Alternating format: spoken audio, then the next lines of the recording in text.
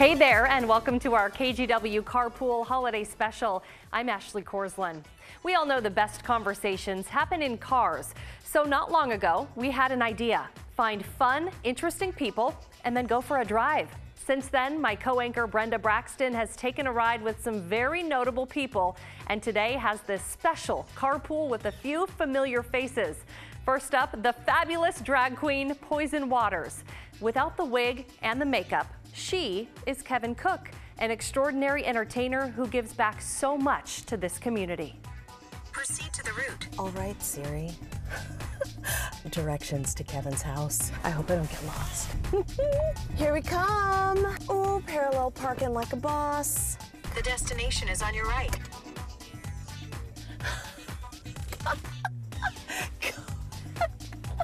Are you going my way? Yeah, I think I might be. I just look like a gay baked potato, don't I? You're just wrapped up, ready to go. I kind of like the shoes because I did a little bit of bling, sparkle. Yeah. right, in your honor. Yeah, my bling's more up at the top. Are you going to let us go inside and look at your drag closet? Oh my gosh, I wasn't expecting you. I know. But I could. For real, my house is usually immaculate. It's been a crazy, I just turned 50. It's been a crazy weekend. How do you even get you just through park the here? clothes and go through. You can't hurt anything. Oh my gosh, I think we lost the cameraman. He's gonna come out and drag. Do you know how many gowns you have? I think you're fighting me. I would guess. That's crazy. 2,500? As much as I have here, I have as much at Darcel's also in the dressing room there. So I'm kind of, I have to stay working at Darcel's because I need the storage. This is you. Oh, well, of course, why would I have some other broad hanging up in my wall? They're all What me. year was that? I think it was probably close to 92, 93. You're a little hottie. I know, with my little Playboy bunny booty. How old were you then? I think I was just 18, maybe 19. That's tremendous. Isn't that hilarious? But look at these. I could get us a ride. Look at these legs. If we get lost or the car breaks down or we run out of gas, we gotta go. Oh my God. Oh my gosh, well, how fun. Oh, is my hair gonna fit? Okay, have you. I forgot I was navigating you. Is left that way? Yeah, that way. Oh my God. Why is it that you don't drive? I don't think I've ever heard this story before. Well, so what is the, what do you call, like, statute of limitations, like, for, like, if you might have done something as a teenager you shouldn't have done? I think you've passed it. Okay, because I'm 50. I just want to be sure. I had a really dear friend, and she said, I'm going to teach you how to drive. We borrowed her the keys to the car of the mother when she was asleep, and we went. Stole? No, I didn't say that. Don't put words in my mouth. That's fake news. I'm telling you what really went down. We were eating Doritos, I remember, like Cool Ranch Doritos. They're very popular at the time. And so I'm like here, and I turn like this to get a Dorito in my mouth for my friend. And when I turn my head, I turn my hand. You know, you're not supposed to do that when you drive. They're separate. No. I didn't know that. The head, the hands, and the feet, to me, all work the same. And so the car went like this, and then we said, oh my gosh.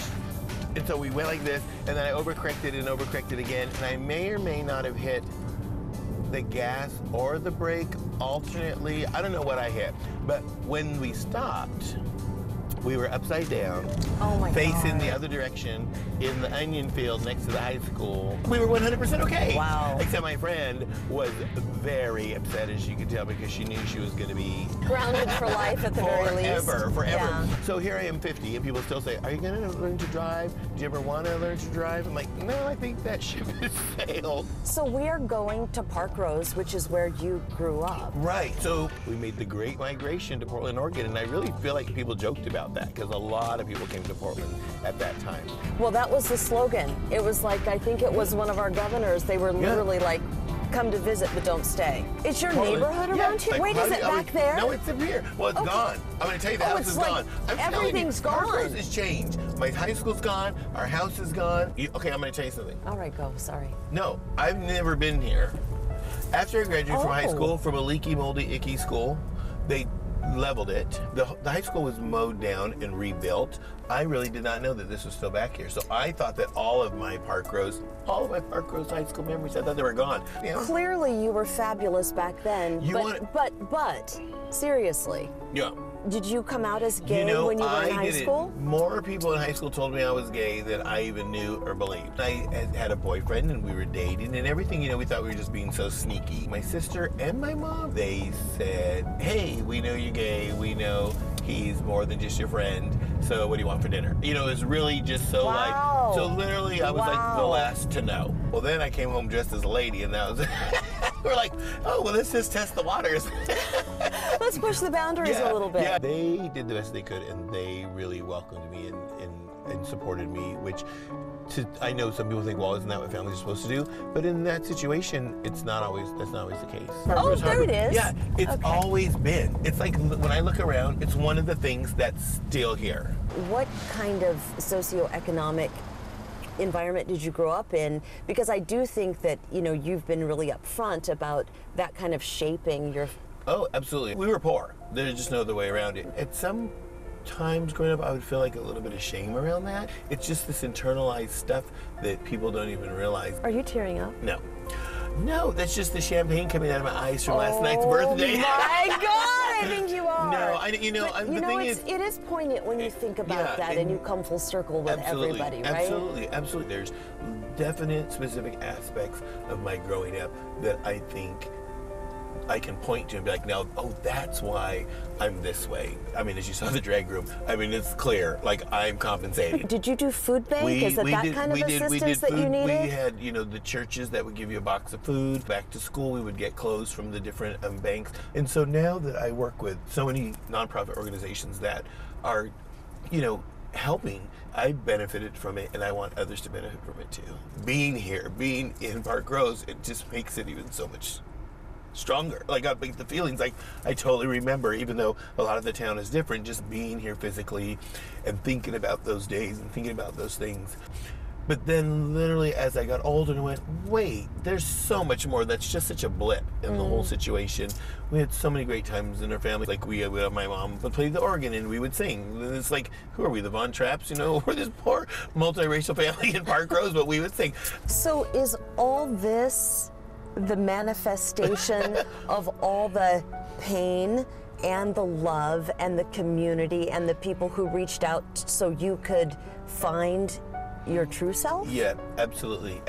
All of this is part that, part growing up, part family, part, school and circumstance. But then right when I came out, late 80s, that's when AIDS was at its ugliest. And I, being in the drag community, I had met so many great drag performers. And right off the bat, it's like, oh my gosh, I went from this situation to now I'm, smack dab in the middle of the drag world and got to be friends with the best, and they all welcomed me.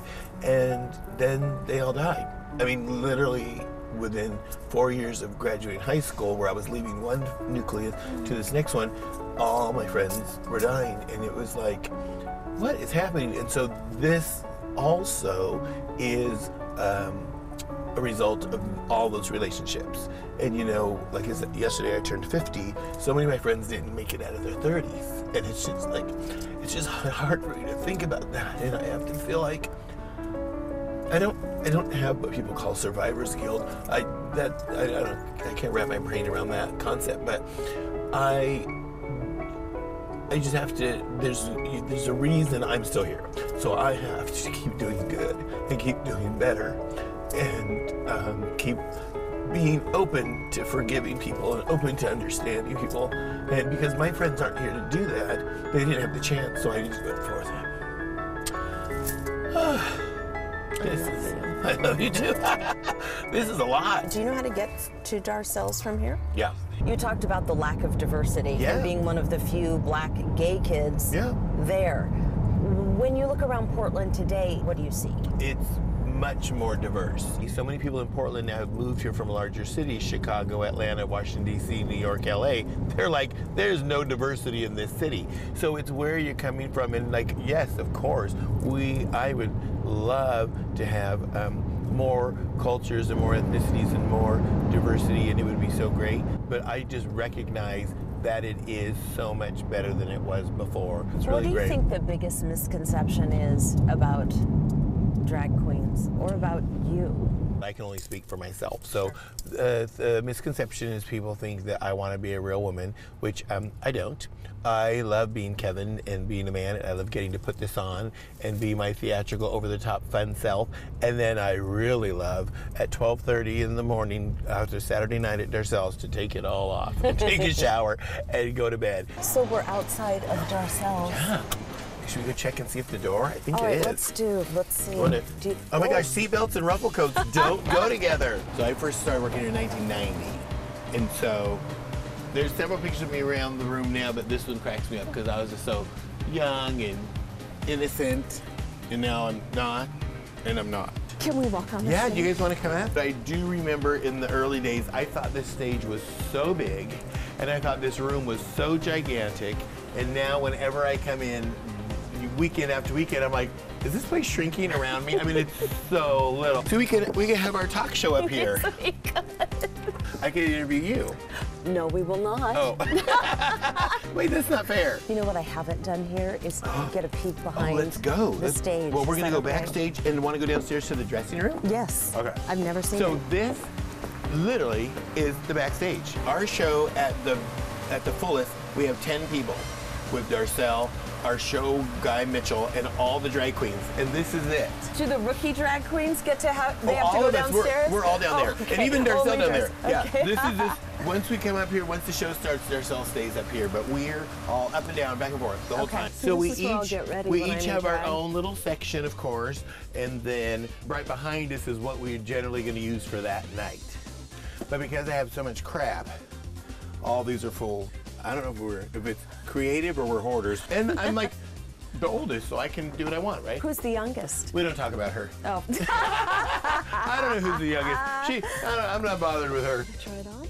Yeah, he's Wait, not is down this here. No, I'm just kidding.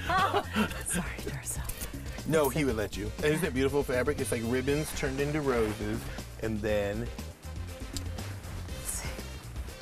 and it actually goes with the outfit. You know, you put it on and you start to feel All a of a little sudden you fabulous. feel a little, yeah. Don't you? Oh my God, I could be a monster. Yeah, we've had students down here in different groups for different things. It is literally, as soon as they put something on, the attitude changes. They just become larger than life. I can't believe that he makes his own. Yeah, all this stuff he's made. Isn't that great?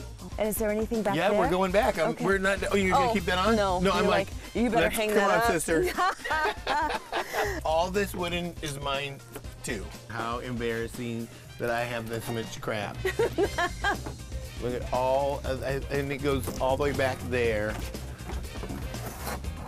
Some of this stuff's mine too because it didn't fit in the closet.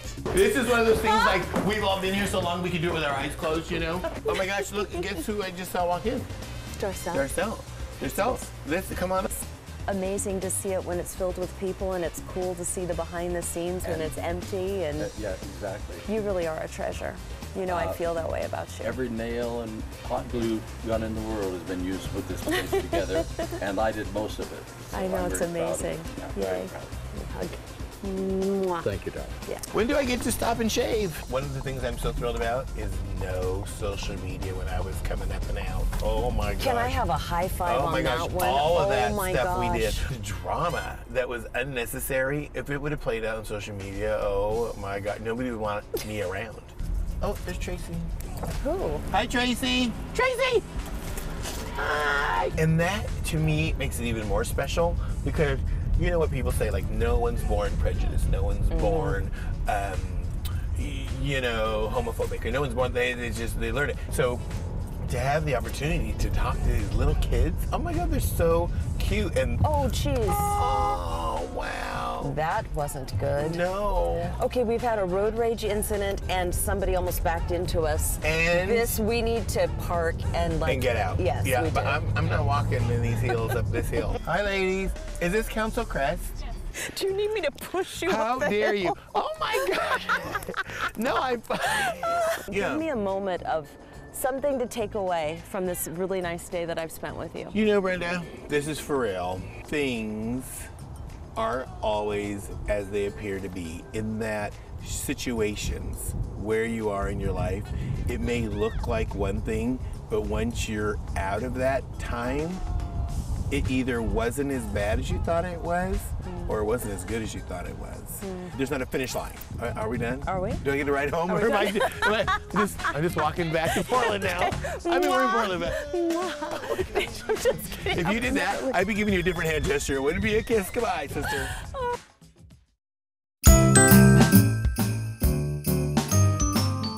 Welcome back to our KGW Carpool Holiday Special. Our next ride is with someone you probably know, at least by reputation. He's the conservative radio host, Lars Larson. His story is both compelling and poignant. We only had one rule, though: no politics. Well, he almost made it. You better be ready. I've got questions. I want to know about you away from the microphone. Okay. Like, I can't believe that that's all that there is to Lars Larson. No, it's not. So both your mom and dad were in the Navy. Yes. Right? Yes. And you were born in Taiwan. I was born in Taiwan. My mother was in the Navy from 1940 to 45 as a Navy nurse. There were some medical records that showed she and he probably had 6 or 7 or 8, might have been 9 misses before they had me. And Wait. So your mother had 8 or 9 miscarriages before she had you? And she was 40 or 41 years older than me, so she'd be 100 today if she were still alive. You were 10 years old when your mother, your whole family, got into a car crash when a drunk driver hit you, and you helped rescue your mother from under this car. She was underneath, not the wheels, but under the body of the car.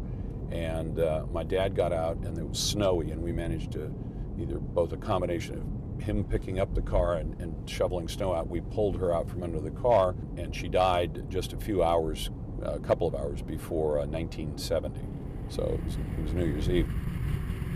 If your parents have raised you right, and despite my dad's flaws, my mom was a great mom, my dad was a good dad other than the drinking part, they had raised me right, and I thought the best way to make my mother proud of what I was going to do was not to curl up in a ball and fall apart. I took copious notes when I talked to Tina, and we're here at Salty's along Marine Drive and the Columbia because she said this was your very first date. Very first date. All those more than 20 years ago. Yes. So how long were you dating before you actually got married? We dated for almost 2 years. Okay. Before we got married. Do you know what else I heard about you? What's that?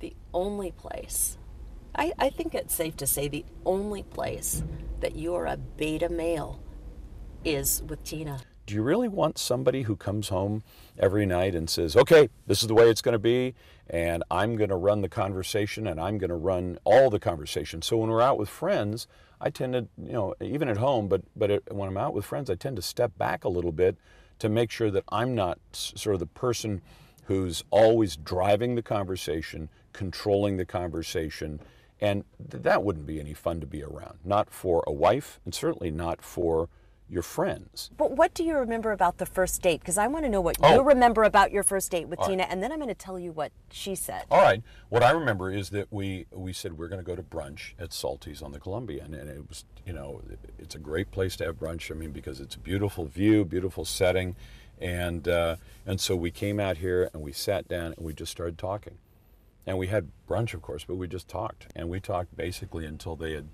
everybody else had left, the whole place was empty, and we were all by ourselves, and 5-6 hours, at least 5 hours that we sat and talked. Have you ever done an interview like this where people are just trying to keep you, on your personal life, on your backstory, on, things that are not your job? Not really. So it's kind of a first? It is a first. It's kind of a first. It's a first. Tell me something that people don't know about you. Wow. That they don't know about That they me. don't know about you. Huh. I like science fiction. I've been coming here for 38 years. This has always been my section. Let's see, JKL, H, no, it's the other way. This way? H is the other way. HEI is Heinlein. The guy's been gone for a long time, but he's written some of the best books in the genre, and that was the first one I read, The Moon is a Harsh Mistress. Give me the little Okay, the thumbnail. gist is that Earth has treated the moon like a penal colony, kind of like Australia was treated as a penal colony by the Brits. And they've shipped all the ne'er-do-wells and the political malcontents and everyone else has been shipped up there. They concoct a plan to declare their independence, and it's modeled after the American independence story. Tina says, you've got a story for every place in Portland. Thank you, that's what I was just gonna say. You have a story for every place. This is why I find... No. You are such a horrid person. I'm taking you home.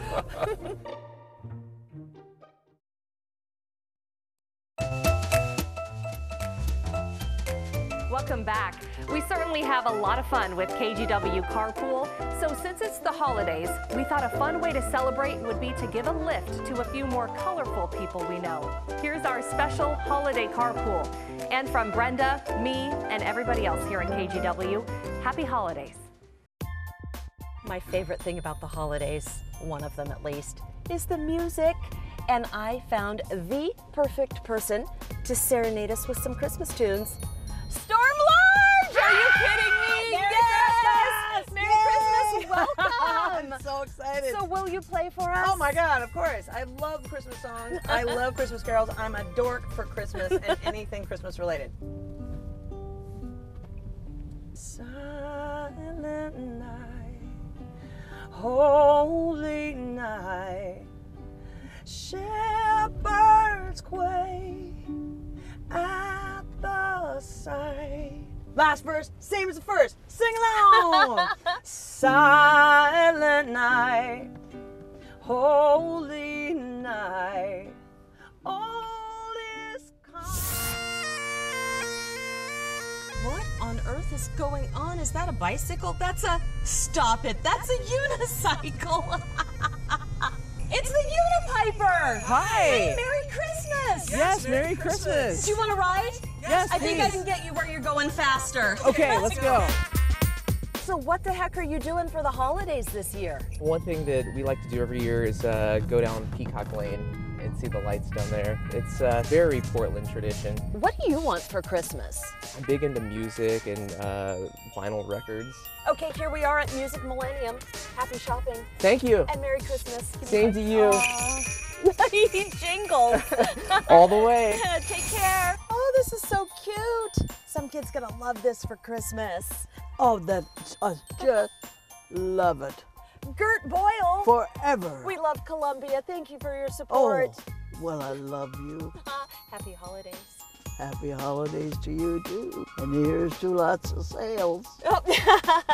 What's your slogan? Early to bed, early to rise, work like hell and advertise. Got it. Oh, I just seriously got in the holiday spirit. This is fantastic. Are you kidding me? Santa, for real? For real. Come on in. Will do. Merry Christmas. Merry Christmas, Brenda. What the heck? What are you doing out here without your sleigh? Naughty and nice Jacks. And how do I fall on that list? Oh, you definitely fall on the nice side. I love that. I have a couple other names for you. My colleagues, co-anchors. Ashley Korsland, Drew Carney. Go. Drew is on the comical list. Somewhere between the naughty and nice. Somewhere between naughty and nice. I must admit that I sometimes scratch my head. Miss Korsland? Definitely on the nice list. Fist bump me, Santa. I like that. Way to go. So what are you going to do for the rest of the day? Well, I'm just going to go back out and mingle with the people, because after all, only those that believe can really see me. Bye-bye, Brenda. Bye-bye. Merry Christmas. Oh, Merry Christmas.